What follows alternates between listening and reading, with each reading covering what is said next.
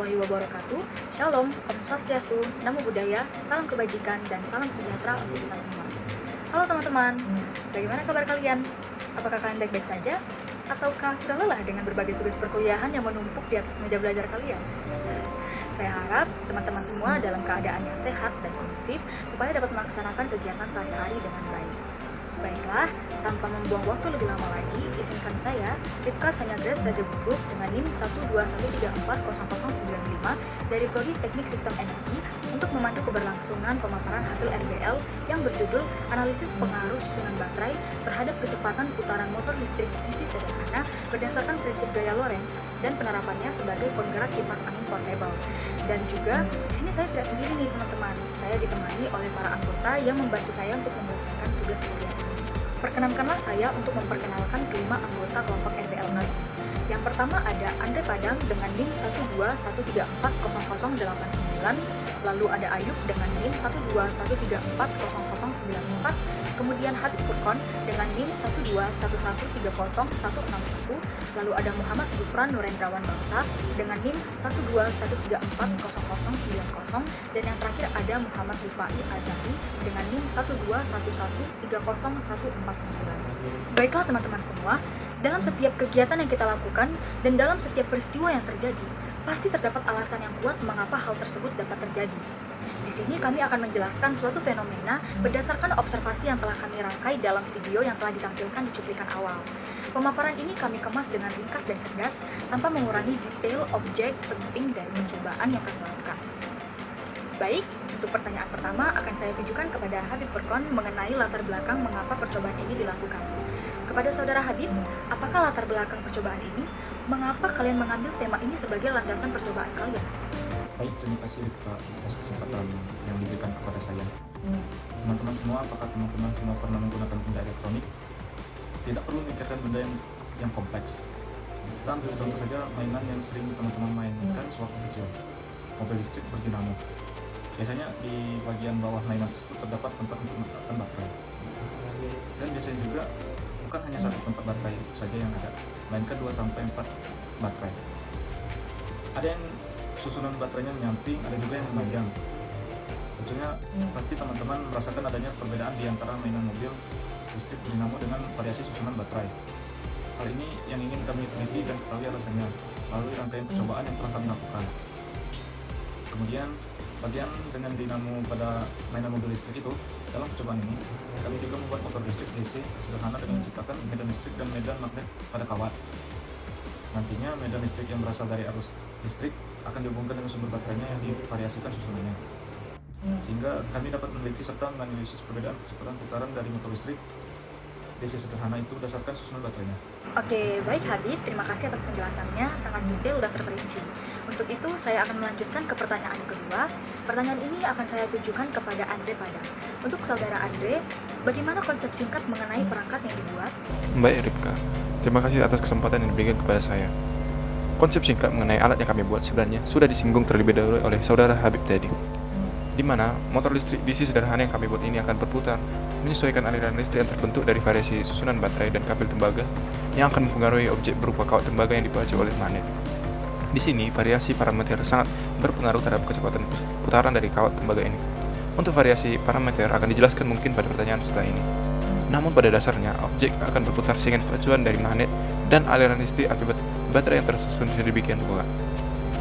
Fenomena ini berkaitan erat dengan konsep gaya Lorentz, di mana gaya Lorentz didefinisikan sebagai gaya magnet yang terbentuk akibat medan listrik yang dikenai dengan gaya magnet. Gaya Lorentz ini memiliki arah yang searah dengan arah arus listrik. Variabel yang mempengaruhi gaya Lorentz secara langsung antara lain kuat arus listrik, panjang kawat listrik, dan besar medan magnet. Baik Andre, terima kasih atas pemaparannya.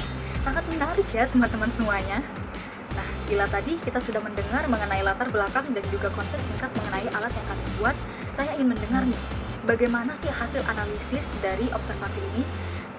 Mungkin kepada saudara Gufran dapat dibantu menjelaskan mengenai hasil analisis perangkat yang telah dibuat kepada teman-teman semuanya. Ripka, terima kasih atas kesempatan yang diberikan kepada saya. Teman-teman semua, sebelum kita masuk ke dalam penjelasan mengenai hasil dan analisis tentang percobaan kami, saya akan menjelaskan terlebih dahulu cara kerja alat yang kami buat.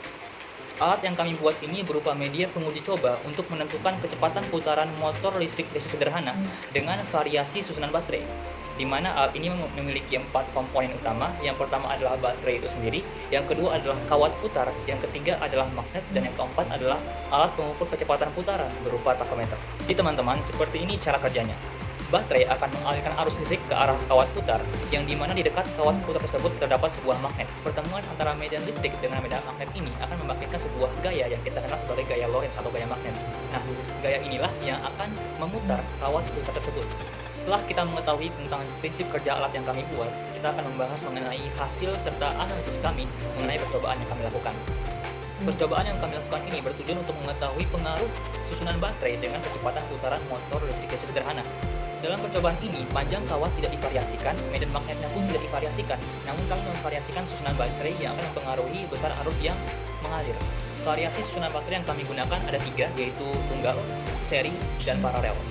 Teman-teman semua, berdasarkan percobaan yang telah kami lakukan, susunan baterai tunggal memberikan kecepatan putaran yang tertinggi, yaitu sekitar 910,9 putaran per menit atau sekitar 15,2 putaran per detiknya. Untuk susunan baterai seri memberikan kecepatan putaran sekitar 513,7 putaran per menit atau sekitar 8,6 putaran per detiknya. Sedangkan untuk susunan baterai paralel memberikan kecepatan putaran sebesar 631,8 putaran per menit atau sekitar 10,5 putaran per detiknya. Dari hasil percobaan yang telah dilakukan, kami dapat menganalisis alasan mengapa hal-hal dan fenomena-fenomena yang terjadi selama percobaan dapat terjadi. Di sini, kecepatan putaran oleh susunan baterai seri lebih rendah dibanding susunan baterai paralel. Hal ini sesuai dengan hukum fisika mengenai listrik dinamis, yang dimana menyatakan bahwa ketika susunan baterai disusun secara seri, itu akan meningkatkan tegangan listrik, sedangkan jika kita menyusun secara paralel, akan meningkatkan arus pada susunan tersebut. Untuk susunan baterai tunggal, mengapa dia memiliki kecepatan putaran tertinggi? Hal ini dapat terjadi karena 2 faktor. Yang pertama adalah faktor resistansi dan yang kedua adalah faktor human error. Faktor resistansi dapat terjadi karena pada susunan baterai tunggal dia tidak memiliki hubungan lagi dengan baterai yang lainnya. Tidak seperti susunan baterai seri dan paralel memiliki hubungan antara 2 baterai yang secara seri dan paralel. Baterai tunggal tidak memiliki pasangan, dia hanya sendiri saja. Maka dari itu minim sekali resistensi yang ada. Yang kedua, human error. Mungkin secara logis kita dapat memikirkan bahwa susunan paralel itu arusnya lebih tinggi dikarenakan ada 2 baterai yang disusun secara paralel. Tapi mengapa kecepatannya lebih rendah daripada kecepatan baterai tunggal? Kami memahami kesimpulan bahwa hal ini terjadi dikarenakan human error, di mana di saat pembuatan alat tersebut, saat pembuatan tipe-tipe susunan baterainya, terjadi kesalahan saat memasangkan atau menghubungkan susunan baterai tersebut. Oleh karena itu, terjadi tambahan lagi resistansi pada alat yang kami buat atau susunan baterai yang kami buat. Oleh karena itu, baterai tunggal memiliki kecepatan yang paling tinggi dalam percobaan kami ini. Baik, Gufran. Terima kasih atas penjelasannya yang sangat terperinci ya. Nah, setelah mendengar pemaparan dari Gufran, saya jadi penasaran nih, apakah alat percobaan kita ini memiliki kekurangan? Untuk saudara Rifai, mungkin bisa dibantu jelaskan mengenai kekurangan alat percobaan kita ini. Baiklah Saudara Rifka, saya akan menjelaskan mengenai kekurangan alat dari percobaan yang kita lakukan. Nah, mungkin dari motor listrik DC yang kami buat, sumbernya dan perangkatnya hanya menggunakan alat sederhana berupa baterai yang disambungkan ke kabel, di mana objeknya adalah magnet dan juga kawat. Gaya yang dihasilkan itu sangat kecil, sehingga tidak dapat diaplikasikan pada kehidupan sehari-hari. Jadi, hanya dapat dibuat semacam pengosepan terhadap cara kerja, analisis, dan lain sebagainya. Untuk penerapannya sendiri, kami menggunakan ke dalam bentuk dinamo produksi pabrik. Kekurangan lainnya itu hanya ada 1 fitur variasi. Diharapkan untuk pengembangan kami ini akan ditambahkan fitur variasi lain seperti pengatur jarak magnet dari kawat dan panjang kawat yang digunakan. Oke Rifai, terima kasih atas penjelasannya. Jadi mungkin memang alat ini hanya dapat digunakan sebagai media pembelajaran saja ya teman-teman. Oke, sepertinya pemaparan dari Habib, Andre, Gufran, dan juga Rifai sudah sangat jelas ya. Untuk saudara Ayub mungkin dapat dibantu menyimpulkan percobaan dari pembuatan alat yang telah kita buat. Baik Rifka, saya akan menjelaskan kesimpulan yang berdasarkan pemaparan dari teman-teman saya. Jadi motor listrik di sini adalah salah satu rangkaian peralatan mekanis untuk pergerakan mekanisme sebuah sistem yang dapat membuat energi listrik menjadi sebuah alur energi mekanis. Proses kerja motor listrik di sini sangat relevan dengan cara kerja gaya Lorentz, dikarenakan adanya arus listrik yang bergerak pada magnet dengan motor listrik arus DC, yang nantinya akan tersambung pada baterai, sehingga ditimbulkan kawat yang berarus listrik. Sistem ini sangat berpengaruh terhadap cara kerja energi mekanis yang membutuhkan daya berputaran dan kawat berarusan listrik untuk menghasilkan energi mekanis. Di sini pun juga sangat banyak digunakan dalam kehidupan sehari-hari. Terima kasih. Baik Ayu, terima kasih sudah membantu menyimpulkan. Tidak terasa banget ya teman-teman, ternyata kita sudah ada di penghujung materi mengenai analisis pengaruh susunan baterai terhadap kecepatan putaran motor listrik DC sederhana berdasarkan prinsip gaya Lorentz dan penerapannya sebagai penggerak kipas angin portable ini. Nah, semoga video ini dapat bermanfaat bagi teman-teman semua ya. Makan bakwan dicocol terasi. Cukup sekian dan terima kasih. Kami dari kelompok 2 pamit undur diri. Wassalamualaikum warahmatullahi wabarakatuh. Shalom, Om Swastiastu, Namo Buddhaya, salam kebajikan, salam sejahtera untuk kita semua, dan semoga sehat selalu ya.